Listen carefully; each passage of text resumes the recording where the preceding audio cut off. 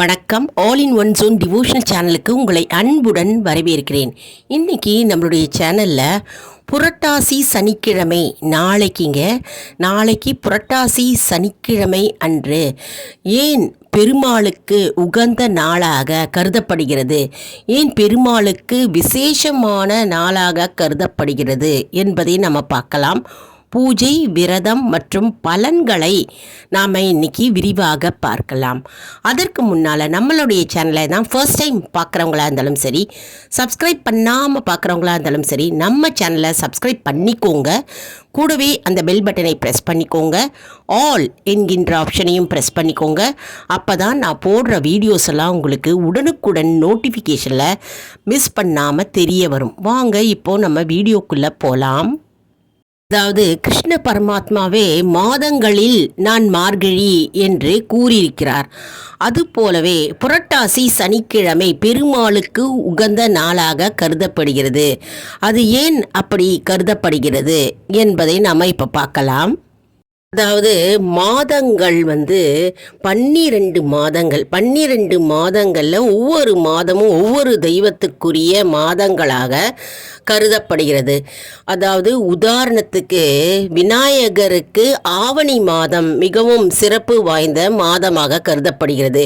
முருகப்பெருமான் அவருக்கு உகந்த மாதமாக வைகாசி மற்றும் கார்த்திகை, தை, பங்குனி போன்ற மாதங்கள் உகந்ததாக கருதப்படுகிறது. சிவபெருமானுக்கு பார்த்தோமோ ஆனால் ஐப்பசி, கார்த்திகை, மார்கழி, மாசி, பங்குனி, ஆனி, ஆவணி போன்ற மாதங்கள் சிவபெருமானுக்கு உரிய காலகட்டமாக கருதப்படுகிறது. அதாவது மிகுந்த சிறப்பான மாதங்களாக கருதப்படுகிறது. விஷ்ணு பகவானுக்கு புரட்டாசி, ஆனி, மார்கழி போன்ற மாதங்கள் மிகவும் சிறப்பு வாய்ந்த மாதங்களாக கருதப்படுகிறது. போன்றே பெருமாளுக்கு விஷ்ணு பகவானுக்கு உகந்த நாளாக, அதாவது புரட்டாசி மாதத்தில் வருகின்ற சனிக்கிழமை அன்று விரதம் இருந்து பெருமாளை பூஜித்து வணங்கினாக்க நமக்கு அனைத்து ஆனந்தமும் இன்பமும் மன அமைதியும் வந்து சேரும் என்று புராணங்கள் கூறுகிறது. மேலும் விஷ்ணு பகவான் நமக்கு சிறந்த வரங்களை கொண்டு வந்து தருவார் என்பது நம்பிக்கை. ஆண்டு முழுவதும் ஆனந்தமாக இருப்போம் என்பது நம்பிக்கை. அதனால் இந்த புரட்டாசி மாதத்தில் வருகின்ற சனிக்கிழமை அன்று பெருமாளை, அதாவது விஷ்ணு பகவானை நினைத்து விரதமிருந்து பூஜை செய்தால் நமக்கு ஏராளமான பலன்களை கொண்டு வந்து தருவார் என்பது ஐதீகம். அதாவது சனி பகவான் பிறந்த புரட்டாசி சனிக்கிழமை அன்று பகவானுக்குரிய நாளாக கருத வேண்டும் என்று சனி பகவான் விஷ்ணு பகவானிடம் வேண்டிக் கொண்டாராம். அதன்படியே புரட்டாசி மாத சனிக்கிழமை அன்று விஷ்ணு பகவானை யார் பூஜித்து வணங்குகிறார்களோ, யார் விரதமிருந்து அவரை நமஸ்கரித்து வேண்டுகிறார்களோ அவர்களுக்கு இருந்த 7.5 சனி மற்றும் சனி தோஷங்களிலிருந்து விடுபடுவார்கள் என்று சனி பகவானிடம் பிரார்த்தனை செய்து வேண்டிக் கொண்டாராம். மேலும் அவர்கள் சனி தொல்லையிலிருந்து நீங்க வேண்டும் என்று விஷ்ணு பகவானிடம் கேட்டாராம். பெருமாளும் சனிக்கிழமை, அதாவது புரட்டாசி சனிக்கிழமை அன்று பகவானை நினைத்து வேண்டிக் கொண்டால் சனி தோஷத்திலிருந்து விடுபடுவார்கள் என்று கூறினாராம். அதாவது சனி பகவான் வேண்டுதல்களை ஏற்றுக்கொண்டு விஷ்ணு பகவான் வரம் அளித்தார். அதனால தான் புரட்டாசி சனிக்கிழமை அன்று யார் விரதமிருந்து விஷ்ணு பகவானை நினைத்து வேண்டுகிறார்களோ அவர்களுக்கு இருக்கும் 7.5 சனி மற்றும் சனி தோஷத்திலிருந்து விடுபடுவார்கள் என்று புராணங்கள் கூறுகிறது. அதன்படி சனி பகவான் விஷ்ணு பகவானை வேண்டுதல் கேற்ப புரட்டாசி சனிக்கிழமை விஷ்ணு பகவானுக்கு உகந்த நாளாக கருதப்படுகிறது. அதனால்தான் புரட்டாசி சனிக்கிழமை மிகவும் சிறப்பு வாய்ந்த நாளாக கருதப்படுகிறது. மேலும் விஷ்ணு பகவான் அதாவது பெருமாளுக்கு உகந்த நாளாக அது கருதப்படுகிறது. அதாவது சனி பகவான் விஷ்ணு பகவானிடம் வேண்டிக் கொண்டதால் விஷ்ணு பகவான் சனி பகவானுக்கு வரம் அளித்தார். அதாவது புரட்டாசி சனிக்கிழமை தனக்கு உகந்த நாளாக கருத வேண்டும் என்று சனி பகவான் வேண்டுதலுக்கேற்ப விஷ்ணு பகவான் வரம் அளித்தார். இதுவே புரட்டாசி சனிக்கிழமை மிகவும் சிறப்பு வாய்ந்த நாளாக கருதப்படுகிறது.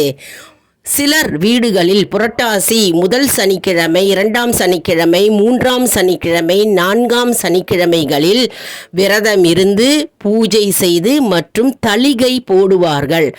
தளிகை என்றால் கலந்த சாதம், அதாவது எலுமிச்சம்பழம் சாதம், தேங்காய் சாதம், சர்க்கரை பொங்கல், தயிர் சாதம் மற்றும் புளியஞ்சாதம் போன்ற சாதங்கள், மோர்க்குழம்பு, வடை, பாயாசம், பச்சடி போன்ற வகைகளை பகவானுக்கு அதாவது விஷ்ணு பகவானுக்கு படையல் போட்டு தூப தீபம் காண்பித்து பூக்களால் அர்ச்சனை செய்து மேலும் துளசி மாலையை அணிவித்து துளசியால் அர்ச்சனை செய்து அவர்கள் அந்த விரதத்தை மேற்கொள்வார்கள். இதனால் அவர்களுடைய சனி தோஷங்கள் மற்றும் 7.5 சனி மற்றும் சனி பிடிப்பிலிருந்து அவர்கள் விடுதலை அடைவார் என்பது ஐதீகம். அதனால்தான் புரட்டாசி சனிக்கிழமை படையல் போடுவார்கள், அதாவது தளிகை போடுவார்கள். தளிகை போடும் நாள் என்று கூறப்படுகிறது. மேலும் புரட்டாசி சனிக்கிழமைகளில் மாவிளக்கு போடும் வழக்கம் சிலர் வீடுகளில் உள்ளது.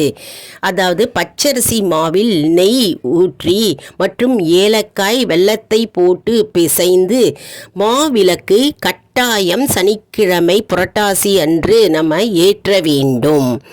அதன் மூலம் வீட்டில் உள்ள திருஷ்டி தோஷங்கள் மற்றும் கிரக கோளாறுகள் மற்றும் தீவினைகள் அனைத்தும் நீங்கும் என்பது ஐதீகம். ஒரு முறை திருப்பதி பெருமாளை வளர்த்த தாய் பகுலா என்பவள் கடும் குளிர் காரணமாக மாவை பிசைந்து, அதாவது சத்து மாவை பிசைந்து எந்த பாதிப்பும் ஏற்படக்கூடாது அந்த குளிர் காரணமாக என்று பார்த்து வளர்த்தாளாம். அதனால்தான் புரட்டாசி சனிக்கிழமை அன்று கட்டாயம் மாவிளக்கு போட வேண்டும்.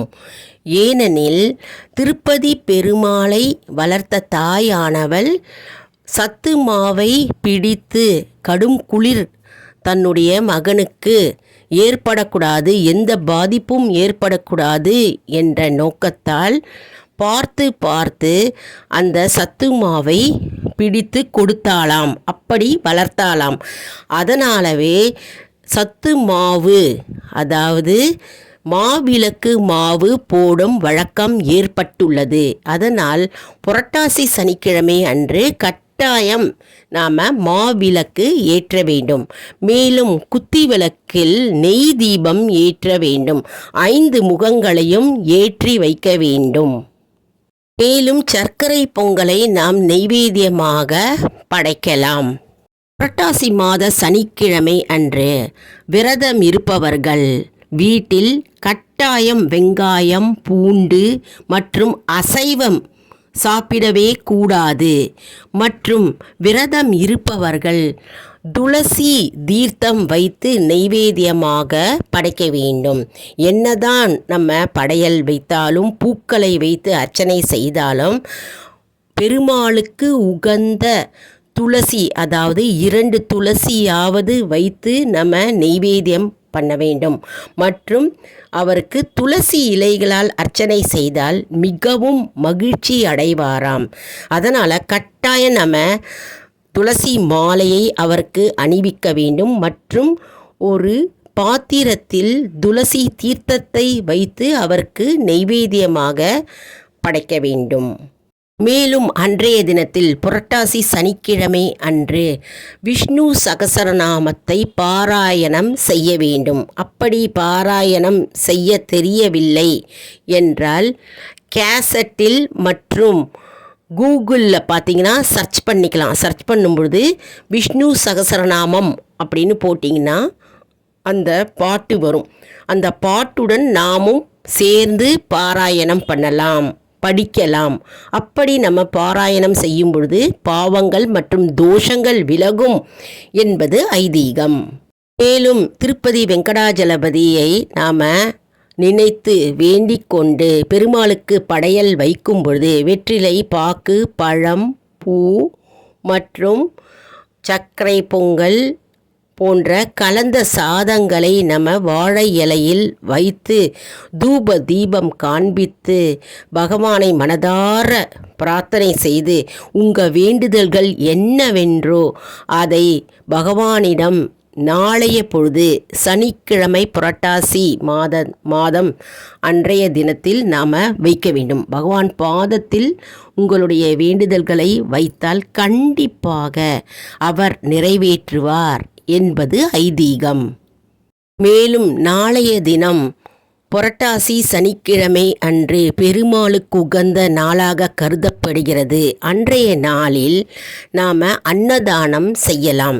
ஏதாவது 2 பேர் அல்லது 5 பேருக்கு நாம் சாப்பாடு வாங்கி கொடுக்கலாம். நம்மளால் முடிந்த அளவுக்கு நாம் அன்னதானம் செய்தால் நம்முடைய தோஷங்களும் மற்றும் கர்ம வினைகளிலிருந்து நாம் விடுபடலாம் என்பது நம்பிக்கை. இப்போது நாம் மாவிளக்கு போடுவதன் பலன்களையும் மற்றும் தளிகை போடுவதின் பலன்களையும் எப்படி பூஜை செய்வது, எப்படி விரதம் இருப்பது என்பதை நாம் இன்னைக்கு பார்த்தோம். இந்த வீடியோ உங்களுக்கு மிகவும் பயனுள்ளதாக இருக்கும் என்று நான் நம்புகிறேன். நாளைய தினம் புரட்டாசி சனிக்கிழமை விஷ்ணு பகவானுக்கு உகந்த நாளை நாம் மறந்துவிடக்கூடாது. மாலை நேரங்களில் விஷ்ணு பகவான் கோயிலுக்கு சென்று துளசி மாலையை அணிவித்து நாம் அர்ச்சனை செய்து கொள்ளலாம். மேலும் பிரசாதங்களையும் கோவிலுக்கு எடுத்து சென்று நம்ம விஷ்ணு பகவானுக்கு நெய்வேத்தியமாக படைக்கலாம்.